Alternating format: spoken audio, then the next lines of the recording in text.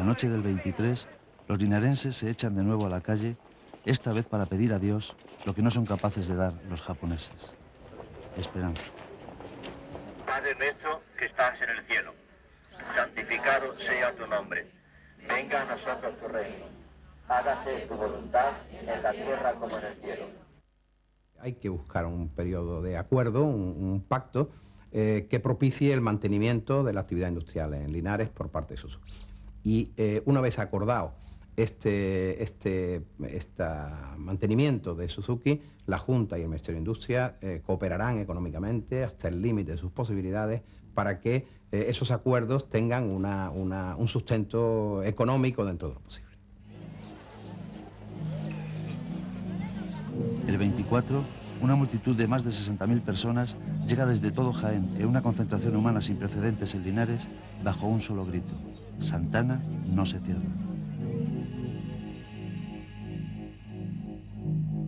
Mientras, la marcha atrás del cronómetro que marca el plazo de 15 días ya se ha iniciado. 15 días de plazo para una negociación en la que lo que está en juego es la supervivencia de un pueblo. El pueblo de Linares entero saluda y le da la bienvenida a todos los comprovincianos que de varios pueblos de la comarca están hoy apoyando a Linares. Gracias, provincia de Jaén entera. Una reciente resolución del Parlamento Europeo sobre la igualdad legal de las parejas homosexuales ha provocado muy duras críticas del Vaticano. El Papa Juan Pablo II se ha mostrado una vez más firme en la defensa de una moral que condena la homosexualidad, el aborto, la anticoncepción y defiende el celibato en el seno de la Iglesia. Una moral sexual, en definitiva, que no parece encajar demasiado bien en los tiempos que corren.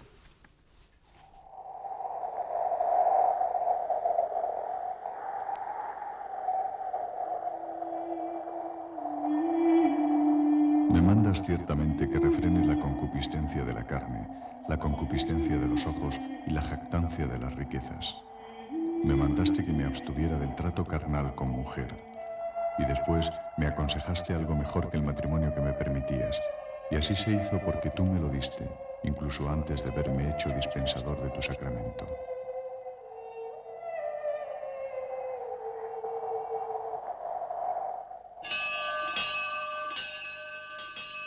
La llamada de Dios impuso que los hombres renunciaran a su cuerpo, según contaba San Agustín en el siglo V.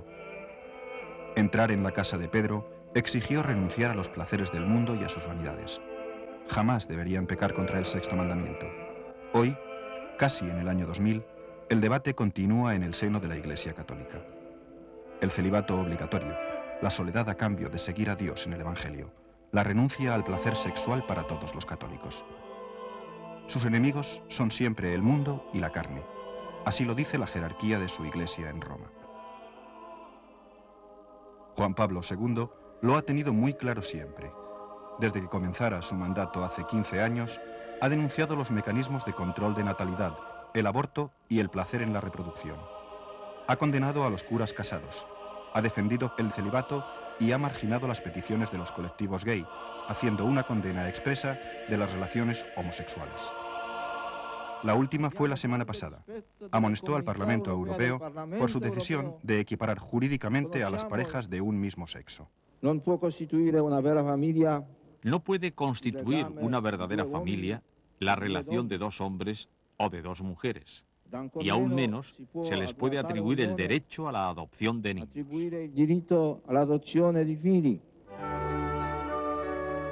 No hay una condena expresa de la homosexualidad en el Nuevo Testamento. Sin embargo, la Iglesia Católica solo la reconoce como una desviación que debe ser reprimida y de ningún modo vivida plenamente por quienes la sienten, que deben superarla a través de la renuncia o haciendo frente a esta condena. La realidad, en cambio, es muy distinta.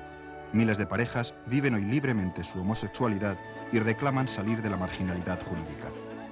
Me parece que es un error el negarle toda viabilidad jurídica y política a una realidad social que está ahí y que hay que darle de alguna manera alguna respuesta y alguna salida, más cuando nos encaminamos hacia un tercer milenio donde la sociedad va a ser una sociedad plural, integrada por diversidades, por singularidades, que nada tienen que hacernos temer.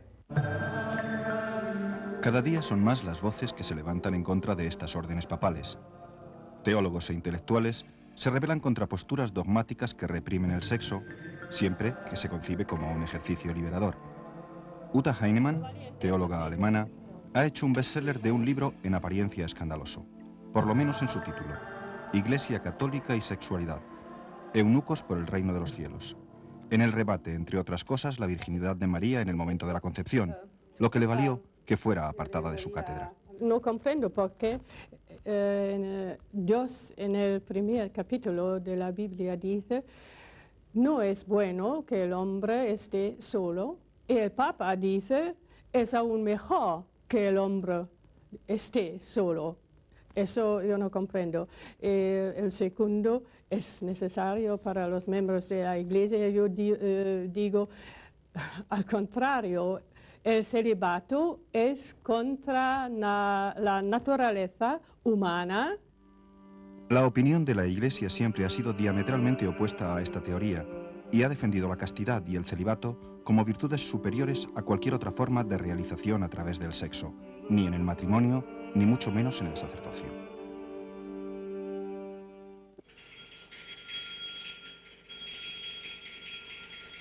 La mujer queda fuera cuando se oye la llamada de Dios, como queda fuera el mundo que conoce el joven que ingresa en el seminario, cuando deja su casa y es adoptado por la Madre Iglesia.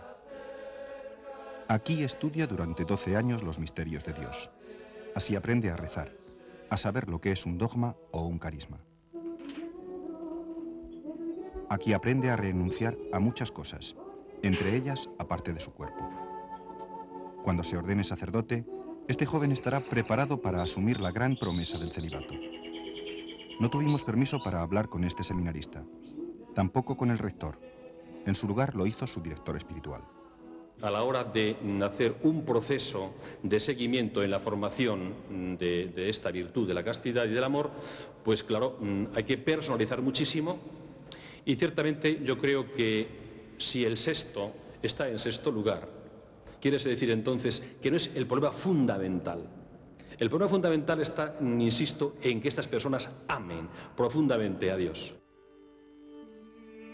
Si la castidad es un voto que hacen los que ingresan en un convento, la llamada al celibato es una gracia, un don que supone la renuncia al matrimonio.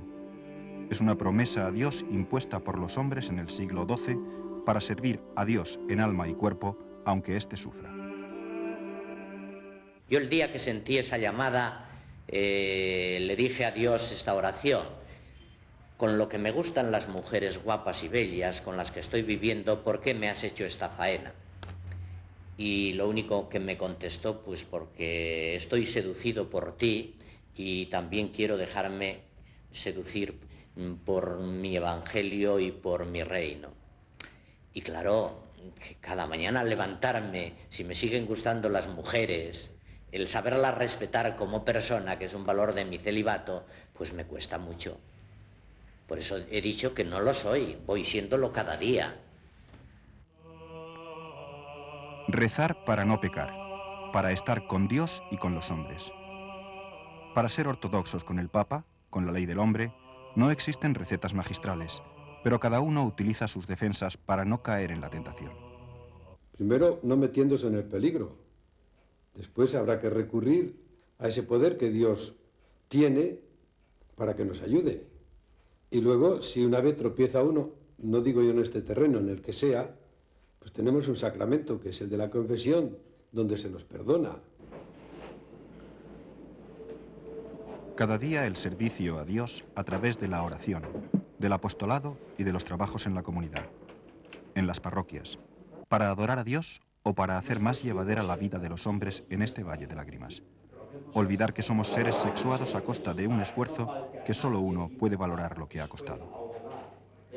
Yo he optado por una realización personal asumiendo la hipoteca de mi no comunicación, o si quieres, no compañerismo, ¿no? En este sentido. Entonces, he optado por una libertad mayor, pero pago la hipoteca de mi soledad. Siempre se hipoteca algo. Unos la compañía y otros pierden su parroquia. Son los curas casados. 8.000 en todo el mundo. No han renunciado a su sexualidad ni a sus feligreses. Han creado un hogar y una familia, pero han sido alejados por el Papa del servicio religioso. Sacerdotes casados, como Julio Pérez Pinillos, critican que se les margine por desobedecer una imposición. Esa imposición es la que creo que no es correcta. Porque hablando de la sexualidad, creo que teníamos que ser muy finos. La sexualidad es una conducta muy exigente. La sexualidad, nadie entiende que es un juego. La sexualidad es un don.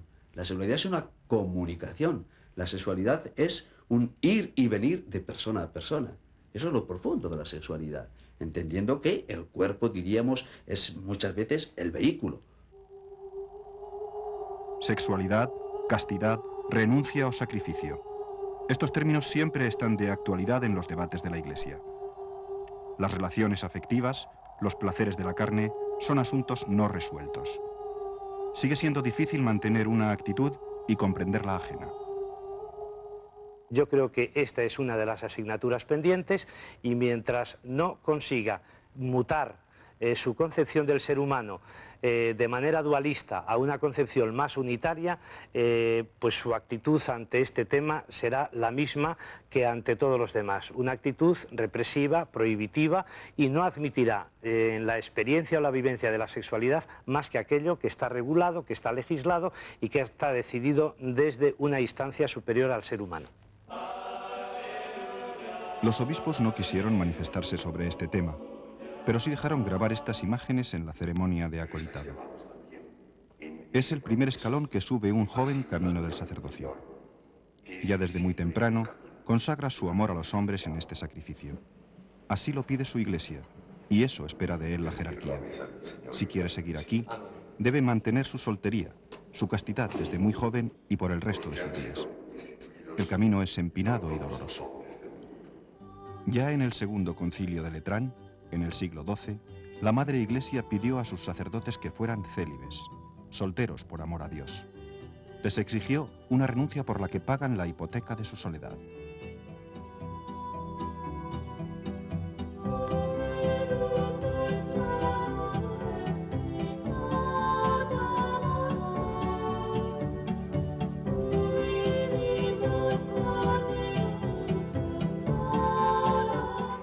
En la segunda parte estaremos en torno al servicio militar obligatorio y al duque de Feria. No nos dejen porque regresamos rápidamente.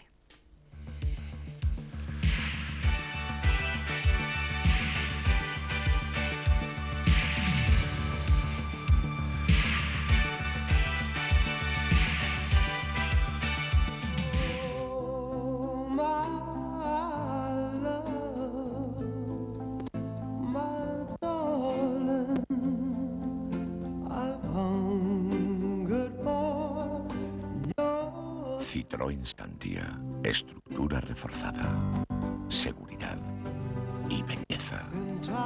Citroën Santia, coche del año en España 1994.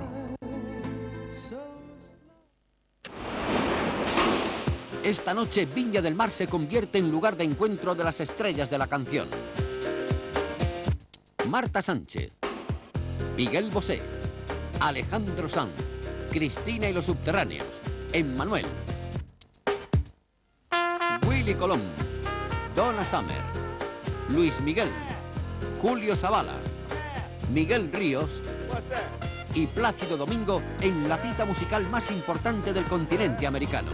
Esta noche, Festival Internacional Viña del Mar.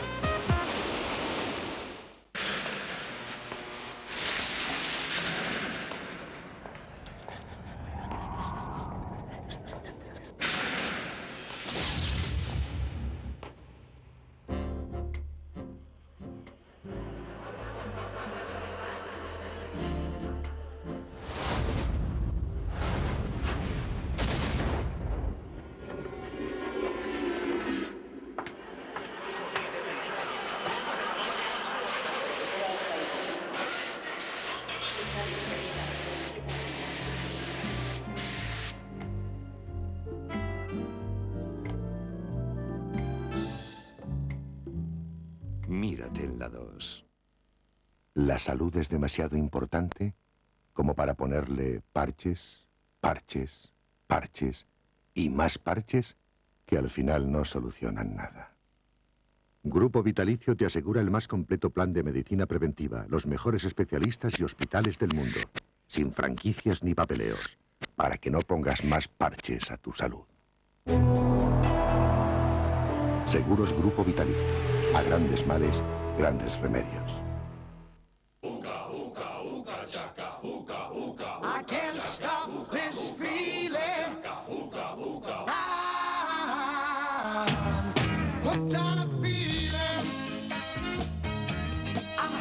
Si quieres conocer lo último, ven ya, porque mañana tendremos cosas nuevas.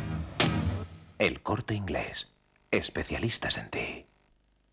Esta semana 2 recientes estrenos, Drácula e Instinto Básico, con sus fascículos en Cine de los 90. Cada semana, lo último en cines.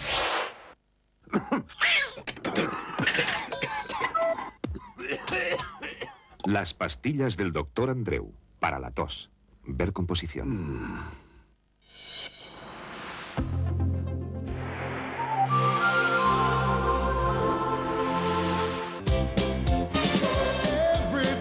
Águila te ofrece el mejor ciclismo.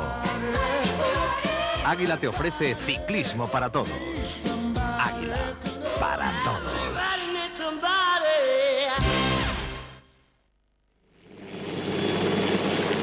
Mañana domingo en la 2, desde las 2 menos 10 de la tarde, podrá seguir en directo el final de etapa de la Vuelta Ciclista a la Comunidad Valenciana.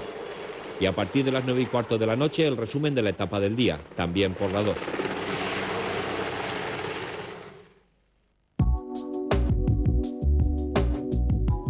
En la primera estamos al pie de la noticia.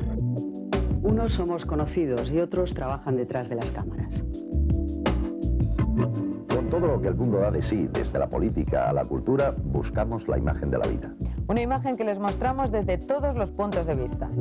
Sabemos todo lo que pasa y se lo contamos cada día. A las 3, a las 9 y a medianoche, nuestros telediarios. Porque nosotros no tenemos intereses particulares, solo un objetivo claro. Estar en primera línea. Así son los informativos de la primera, la de todos.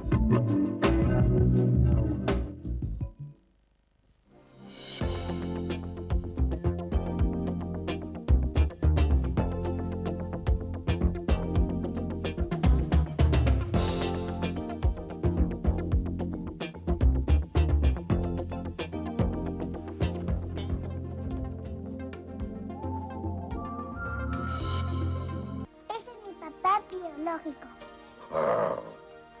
¿Y este? Ese es mi papá honorario. Y ese es mi otro papá honorario. Mary. Vivimos todos juntos. 3 padres solteros son demasiado para una sola niña. ¿Serás Gili? Oye, ¿dónde has oído esa expresión? ¿Serás Gili? Venga, dame el mando y vete a la cama. Mary está en una edad difícil. ¡Ay, mierda! ¿Tú tienes pene? Y mamá se quiere casar. No hay más remedio, tenemos que impedir la boda hasta que llegue Peter. Más divertida que 3 hombres y un bebé. Una comedia irresistible. Ted Thompson, Tom Selleck, Steve Guttenberg.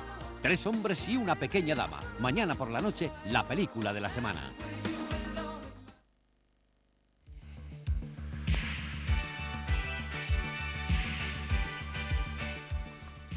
La fuga de 18 soldados de un cuartel de Mallorca para denunciar malos tratos. Por otro lado, el rápido crecimiento del número de objetores de conciencia, unido al desarrollo del fenómeno de la insumisión, parece evidenciar una profunda interrogante sobre el futuro del servicio militar obligatorio. Pues bien, son puntos que hemos querido tocar en este reportaje.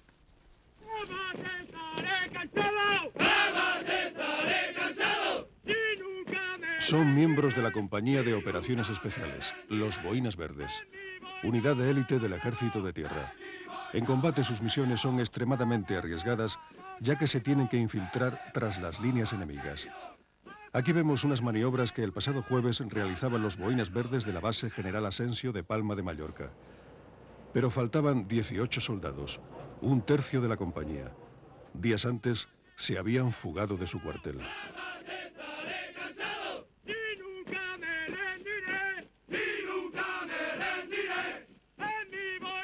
Eran las 2 de la madrugada del pasado lunes. El grupo de 18 boinas verdes burló la guardia de la base y los soldados saltaron los muros del cuartel y se escaparon. Querían que trascendiera públicamente algo que hacía tiempo soportaban: malos tratos por parte de los mandos de su unidad. Llamaron a una emisora de televisión. Horas después, a las 10 de la mañana del martes, se presentaron en el gobierno militar para entregarse y denunciar los hechos. Al final del día, no habían acabado de prestar declaración ante el juez togado militar. Tras el inicial revuelo, pronto quedaron despejadas las dudas sobre si los soldados habían incurrido en un delito por su inusual y sorprendente actuación. Una persona que denuncia unos hechos ante un juzgado no está ejerciendo simplemente un derecho, sino que en el caso de los militares es una auténtica obligación. Es decir, el denunciar unos hechos que pudieran ser constitutivos de delito es una obligación que se impone al militar, además ante el juzgado togado, en la ley procesal militar. Amparándome en ello y, por lo tanto, estimando que estos señores ejercían una obligación compareciendo a este juzgado togado, he estimado que no cometían ningún tipo de delito, si bien a nadie se le escapa que la conducta es un poco irregular, a nadie se le escapa y pudiera ser constitutiva pues, de alguna falta disciplinaria. Los soldados están de momento arrestados en el Regimiento Mixto de Artillería. Han podido hablar con sus familias o recibir visitas. Cuando vine a verlos fue cuando me quedé un poco asombrado, lo nerviosos que están, que dicen que sí, que los maltratan, que los mandos que les pegaban. Yo les dije bastante porque no se quejaban, incluso por ejemplo a nosotros, a los padres o a alguien de las cosas, y dicen que no, que si se quejaban a un sargento o se quejaban al alférez o se quejaban al capitán, que eran los que les pegaban, que les decían que eran unos lloricas, que eran tal, en fin. No puedo decir otra cosa más que lo que he oído ahí al conjunto de muchachos que exponen que los tratan muy mal, algunos inclusive quedé bastante asustado porque dicen que si los llevan allí que se fugan, de miedo que les tienen. La insólita fuga de los soldados ha tenido una enorme trascendencia. Portavoces del Ministerio de Defensa han recordado la excepcionalidad de los hechos denunciados y rechazan cualquier tipo de generalización sobre malos tratos en las Fuerzas Armadas. El propio presidente del gobierno se refería a estos hechos durante la entrevista que concedió al programa Mesa de Redacción de Telecinco. Ha habido un incidente con unos soldados en Palma de Mallorca, ha habido una reacción inmediata del Ministerio de Defensa, ha habido una reacción inmediata del juez militar, se ha aclarado que los chicos pueden tener, se ha puesto de manifiesto que pueden tener razón y por consiguiente no quiero juzgar nada, puede haber habido un comportamiento que haya que depurar desde el punto de vista de la responsabilidad y se está haciendo y desde luego no se ha inculpado a los jóvenes que han hecho esto a pesar de que, digamos, no han escogido la mejor vía para hacerlo. El Ministerio de Defensa cree que ha habido arbitrariedades en la conducta de algunos mandos y asegura contundencia si se demuestra la existencia de malos tratos. La investigación judicial sigue pues abierta con el objeto de aclarar la existencia de malos tratos y las posibles responsabilidades penales de los mandos. No es la primera vez que esta compañía de operaciones especiales ve empañada su imagen por la existencia de vejaciones o malos tratos. El año pasado desertaron 2 soldados de la unidad porque ya no podían resistir más. David Molina es uno de ellos. Está pendiente de un juicio por deserción y no quiere que caigan en el olvido los hechos que denuncia. Bueno, levantarme de la cama a las 3 a puñetazos limpios nos levantaban de la cama y después ponerme a hacer flexiones, hacer 100 y 200 flexiones y uno pegándome patadas en el costado. O como ponerme una pistola en la cabeza, eso es la compañía, dentro de la compañía, un cabo Ruiz, ponerme una pistola en la cabeza y decir si tenía miedo a la muerte y apretar el gatillo. David Caz, este madrileño de 21 años, espera también un juicio. Hace 2 años desertó del tercio Juan de Austria con base en Fuerteventura. Estando de recluta en Cáceres, se ofreció voluntario a la Legión con la idea de ganar algo más de dinero durante el servicio militar. Al poco tiempo, huyó del cuartel y presentó una denuncia. me apagaron cigarrillos en los brazos, tuve que hacer flexiones con navajas debajo del cuerpo, golpes, patadas, puñetazos en el pecho, como todos, ¿no? Y bueno, pues también lo más grave y lo más fuerte, lo de la ruleta rusa. Un sargento, veníamos de correr por el desierto y vamos, venía desencajado, ¿no? Porque eran un montón de kilómetros, mucho calor y muy rápido, ¿no? Teníamos la gente detrás, pues dando para ir rápido. Entonces llegamos desencajados y yo pedí permiso para arreglarme la ropa. Me lo dieron y como estaba agotado no podía ni con el arma, ¿no? Entonces se me cayó al suelo. El sargento me llamó y me puse firme delante de él y sacó su pistola, metió una bala y me preguntó que si sabía lo que me iba a hacer. Yo le dije que sí. Y me disparó y pues, sonó el pack. Fue un escalofrío así por el cuerpo. Al principio no me di mucha cuenta de lo que había pasado. Las denuncias por malos tratos son excepcionales, pero tienen una enorme repercusión entre la opinión pública. La imagen que tiene el servicio militar entre los jóvenes se deteriora por hechos como estos o por la existencia de novatadas. El paso de los jóvenes por esta institución ha pasado de la idílica imagen de antaño a una aceptación de desigual entusiasmo por este deber constitucional. Pero en los últimos años, el incremento de los jóvenes que rechaza hacer el servicio militar ha sido espectacular. El año pasado, cerca de 70.000 jóvenes mostraron su intención de ser reconocidos como objetores de conciencia. Este año pueden ser 100.000. La mayoría viven en ciudades, son de clase media y estudian en la universidad. Tengo dos razones fundamentales y una es porque el ejército no me parece que esté nada bien, porque hay bastante... No me gusta nada la actitud que tienen los oficiales con los soldados. Y la otra es porque haciendo la prestación social, pues por lo menos puede ayudar a alguien y no andar por ahí aprendiendo a usar armas y estas cosas. Pero no todos los objetores aceptan la prestación social sustitutoria. Son los insumisos. Se calcula que pueden ser unos 10.000. Algunos, 145, están en la cárcel. Otros, pendientes de juicio. Se resisten a que se les imponga una prestación social que consideran un castigo por su militante rechazo a la existencia de cualquier ejército. Yo soy objetor de conciencia, sencillamente. Es decir, yo me niego a colaborar con los ejércitos. Entonces, es así de simple.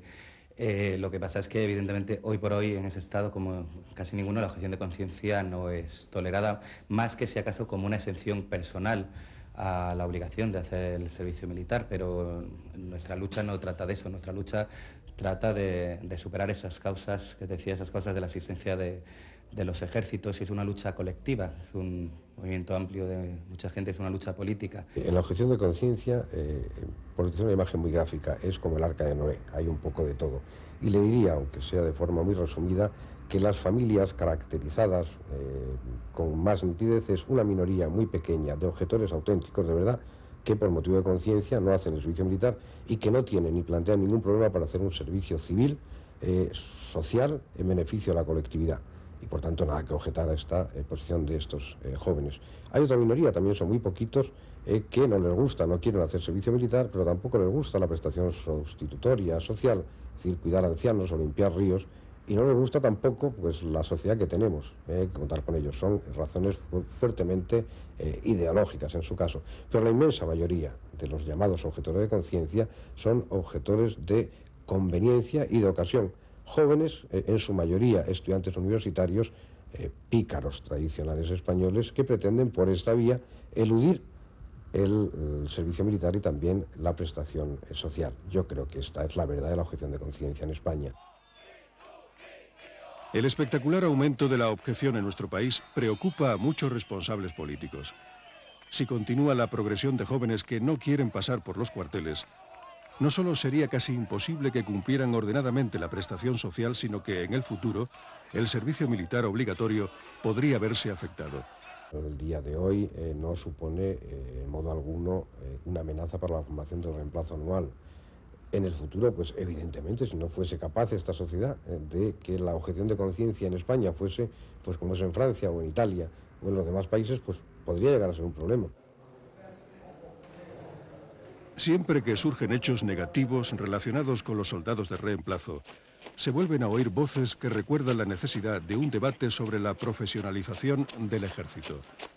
Mucho han cambiado nuestras Fuerzas Armadas en estos últimos años, pero aún más ha cambiado la mentalidad de los jóvenes. Cada vez son menos los que quieren pasar unos meses de su vida en un cuartel. Así que, ¿cuál es el futuro de la mili?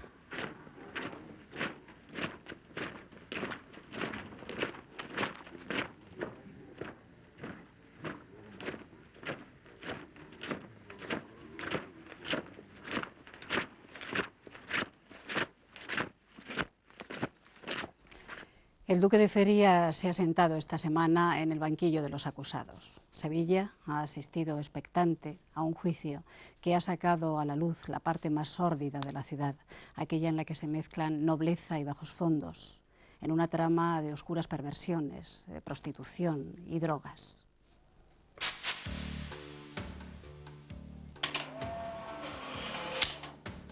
Rafael Medina y González de Córdoba, 52 años, duque de Feria y noble de España. Narcisista, hipocondríaco, cocainómano, ególatra, vanidoso, inseguro, hedonista, nada violento y obsesionado por el sexo. Todos estos calificativos caían sobre su rostro impasible mientras su grandeza reposaba en el banquillo de los acusados, en un juicio en el que el hilo conductor lo conforma el psicodrama que rodea a los encausados, un duque y 3 prostitutas.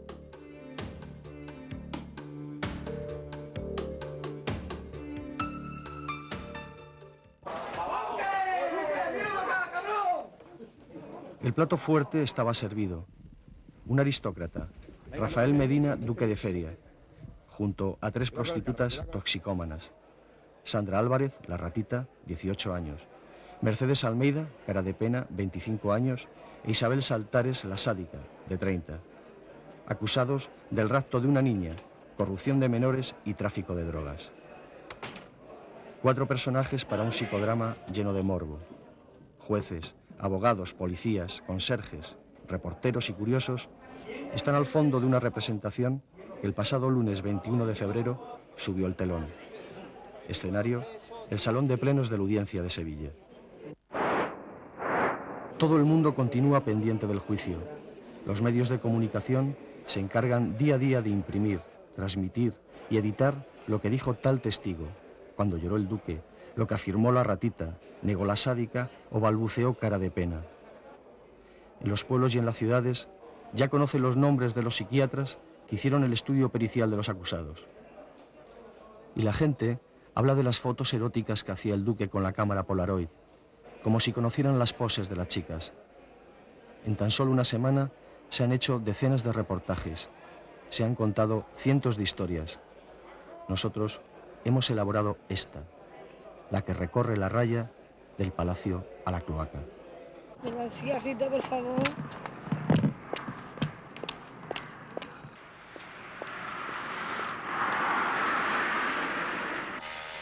No es aconsejable entrar de noche en el barrio Las 3000 Viviendas del Polígono Sur de Sevilla. Ningún taxi, ningún policía. Un sitio peligroso, marginal como pocos en España, en donde personajes siniestros deambulan por la oscuridad en una atmósfera surrealista. La llama de las hogueras es testigo de los trapicheos y hasta el ladrido de los perros está cargado de pena. Es un caos donde solo disfrutan las ratas. Depresión, drogas y prostitución mezclados con gente que intenta ser normal y sobrevive como puede. Es la otra Sevilla, la que no sale en las postales, pero que es el germen de un submundo que da personajes tan desolados como las prostitutas que al final ocupan la trama y el entorno del duque de Feria. Yo creo que se degeneró muchísimo, ¿no? De un tiempo a esta parte, ¿no? Porque no tenía necesidad de ir a sitios tan bajos, ¿no? Porque igual solamente por montar a una chica le daba 6.000 pesetas, 7.000 pesetas, o porque le preguntara, o búscame a esta, búscame a la otra. Y siempre niñitas, ya te digo que... Chicas como Mari, que ahora continúan en la calle por poco dinero, no hace mucho tiempo trabajaron en La Casita, probablemente la mejor casa de citas de Sevilla. El duque de Feria era un buen cliente del local. Él llegaba, se sentaba allí, hazme un pitillo, prepárame una raya, tráeme un whisky. Él se sentaba y ese era su tema. Veía a las chicas, lo primero que preguntaba, ¿cómo te llamas? ¿Qué edad tienes? En Sevilla, todo el mundo conocía la vida que llevaba Rafael Medina, pero nadie quiere saber nada del tema. se guarda silencio, pero la cámara oculta lo rompe. El duque es un pobre desgraciado hoy. Que el duque le gustan las niñas chicas, sí. Pero el duque, si el duque no folla de que era chico ya. ¿Tú me entiendes? No, el duque folla a nadie. Si es que no folla ni con las grandes, la folla con las chicas. ¿Tú me entiendes? No, a nadie. Si yo al duque no le permitía la entrada porque venía con niñas menores de edad. ¿Entiendes? Y venía con niñas y demás y decía, no tiene 18 años, le decía a la niña, déjame el carnet de identidad. ¿Entiendes? No, para que estuviera allí, para gastar dinero, no lo dejaba entrar ya últimamente. Desde que el 6 de marzo de 1993, Rafael Medina fuera detenido en el apartamento de la calle López Pintado, junto a Mercedes y Sandra, su nobleza reposa en los muros de la prisión Sevilla I. Allí, su seguridad corría peligro y el propio código de los presos con respecto a los corruptores de menores le podía hacer perder el cuello. De ahí que no pisara los corredores y permaneciera recluido en la enfermería. Un excompañero de cárcel, aunque habla claro, prefiere mantener oscura su identidad. Él se movía en un círculo de, droga, prostitución. Lo que nunca se ha movido es, según me comentó a mí en alguna ocasión, en corrupción de menores, sino siempre prostitutas. Pero había más personas de, incluso de altos cargos, entonces, aquí en Sevilla y fuera de Sevilla. Entonces él no ha querido, cuando lo cogió el juez instructor y prestó declaración, no quiso decir que había más personas porque estaba amenazado. O sea, amenazado en un sentido de que si hay una serie de personas en un círculo vicioso que se mueve dinero, droga, prostitución, corrupción, bueno, pues ahí o te tragas el marrón, o te matan, si habla. El duque de Feria se perdió en el callejero de la Sevilla histórica y terminó en el extrarradio, detrás del más difícil todavía. Ofrecía droga a cambio de sexo. En los últimos 2 años, la actitud de Rafael Medina había degenerado y ya, entre las chicas de la calle, se conocían sus comportamientos ante el sexo. Vicioso sí, vamos, yo por lo menos no lo conozco de cosas de masoquismo y eso no. No era mala persona, no es mala persona. Es una persona que te escucha, le gusta hablar de todos los temas, si tienes amigos, si no tienes, te da consejos. Pues mira, pues esto no es así o lo otro, pero que no es mala persona, Es vicioso, yo creo que es que está un poco pasado de todo, el dinero es el dinero, pero que mala persona no es el hombre. Los peritos han certificado durante el juicio que el aristócrata como narcisista es un explotador de los demás. Usa y abusa, y que lo prohibido juega en él un factor de estímulo adicional, además de que nunca se satisface ni necesita practicar el coito y se complace en la admiración que pueda producir en los demás su comportamiento sexual. Yo no hacía nada porque las chicas llegaban algunas veces y decían, no hemos hecho nada, tenemos 10.000 pesetas, no hemos hecho nada, no sé qué, el tomar rayas, es que él las va engatusando. El primer día que si la rayita le da dinero, esto, lo otro, para que las niñas se vayan metiendo, lo sabe hacer muy bien. La relevancia social del duque y la importancia que una sentencia negativa tendría para la nobleza sevillana ya las declara su abogado en el recurso al auto de procesamiento. Su notoriedad pública, señala Francisco Baena, le han hecho servir de yunque a martillazos que se dirigían no ya contra su persona, sino incluso contra instituciones y castas. La institución es la casa de Medinaceli y la casta, la aristocracia sevillana. Todavía sostiene un poquito pues, el abolengo y el nombre y la postura, digamos, muy de cara al exterior, pero en el fondo todos sabemos que son gente que han perdido ya su poder, ¿no? En Sevilla, conocidos de Rafael Medina tienen muy claro que las malas compañías no solo estaban en la vena lumpen del duque, sino también en los amigos de la Jet. Los señores son unos bacalaos todos, porque son pegueras. Quieren extra, quieren cosas y quieren pagar menos, porque son Pepito Pérez. ¿Me entiendes, no?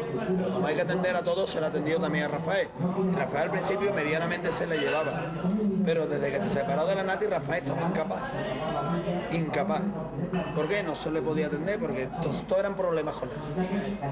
¿Entiendes, no? Desde que quería droga, desde que traía niñas chicas, ¿entiendes, no?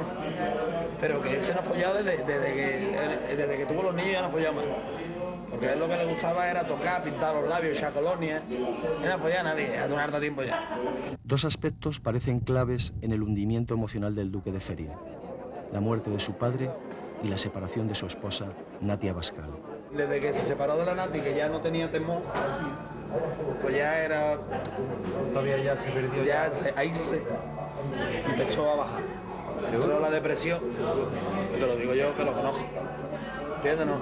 Y Rafael a mí, sinceramente, me parece ahora mismo un pobre desgraciado. Bueno, me ha parecido siempre. Pero desde que se separó de la Nati, Rafael cayó en una cadena de drogas, de mamoneo, de historia y demás. Con los cuatro, tú sabes, los tiesos, se te pegan al lado. ¿Entiendes, no? Esta es la mina de mi vida, esta es mi vida. Mi mina. Y Rafael han colocado marrón a partir de que ya no tenía pasta. O que ya empezaba a flaquear porque la fábrica de Ubrique iba cortita. La de la pila. La de la piel, la de pila, o como se llame. Iba ya... Empezaba a devolver algún chequecito. Yo que tenía muchos dioses. Pero chiquillo, pero que la familia la ampara porque la familia tiene talego por un tubo. Pero que claro, hasta la familia, tu hermano, tú lo quieres mucho, pero cuando te da muchos problemas, dice, mira que te den por culo. ¿Sabes lo que te digo? No, y permiten que te devuelvan 3 talones, que te... A ver si espabilan, ¿no? ¿Tú me entiendes, no? Y el problema que tiene Rafael ahora mismo es porque falla en dinero. Rafael Medina también es una víctima de su debilidad. Hay quien dice que esto le ha llevado a la búsqueda del lado oscuro de la vida. El duque, poco antes de ser detenido, tenía una novia, Mariló Fernández, sevillana, de 21 años, de origen muy humilde. El noviazgo se rompió porque la cárcel impedía que se pusieran de acuerdo en el precio de las exclusivas a las revistas del corazón. Él le decía a ella cómo tenía que hacer la exclusiva para cobrar dinero y cómo se tenían que dividir ese dinero. Entonces ella una vez cobró, creo que fueron 12 millones por una exclusiva que hizo al Pronto, creo que era, o 10 minutos, y él discutió porque decía que esa entrevista y esa exclusiva no era para 12 millones, sino para 15 o 20 millones. Desde diferentes sectores de la vida sevillana se cree que el duque de Feria está siendo víctima de una conspiración que solo busca su dinero. Rafael pues, era un hombre que tenía vicios gordos, pues, era un hombre que estaba muy metido en la cocaína y eso él lo ha reconocido, y en la prostitución y tal, pero nunca con la intención de hacer daño ni de cometer delitos tan graves como el del rapto de una niña, corrupción de menores, etc. Yo creo que todo eso pertenece más bien a un montaje que urdieron para sacar el dinero, para aprovecharse de él. Su vida licenciosa había degenerado hasta convertirse en un lugar sin límites, y eso podría estar siendo utilizado por los que se movían en torno a él. La madre, amigo, la madre. ¿Y la madre por qué denuncia? ¿Porque falla en talego? Pues si hay talego...